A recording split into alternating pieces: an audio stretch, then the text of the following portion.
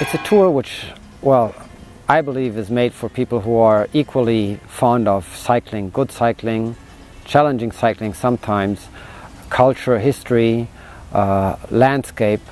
Something we forget is we have here a country in Europe which, while the rest of Europe was in the dark medieval ages, this was 200-300 years, 400 years maybe ahead of time because of the Moorish.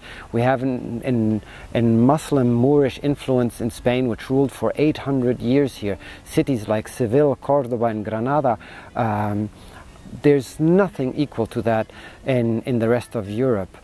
We get to see countryside where most people don't go. We see places like Úbeda in Baeza, where rarely foreign tourists are. Goes far beyond to what everyone normally sees in Andalucia, and we do not spare out that. We still have Seville, Cordoba, Granada, the Mezquita, Giralda, and probably as the final gem of this, the Alhambra in Granada. We stay in old houses which were houses of the Juderia, which is the Jewish quarter of Seville, for example. We stay in more modern, stylish hotels which are still very much in the center. We stay in an old monastery which goes back to the 16th century. We stay in the countryside in manor houses in the middle of olive groves with thousands of olive trees just around us. We stay in Renaissance palaces.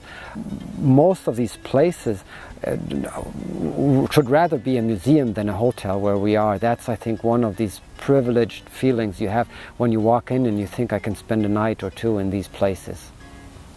Andalucia has also a relatively modern avant-garde style in making wine. Very good wines, very special wines. A wide variety, also due to the wide variety of landscapes.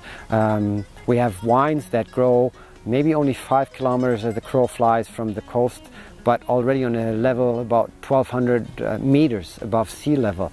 So you can produce wines which probably wouldn't be able to be produced in any other place like that. Well, you notice on the one hand the strong influence of the Moorish in many dishes that you have here, and at the same time the Christian Reconquista, which proved to be Christian by eating pork. The Iberian pork is one of the big specialties around here. The ham they do, cheeses. The 5 nobles of food here would probably be wine, olive oil, cheese, ham and sherry wines. And I think we get a fair chance of trying all of them.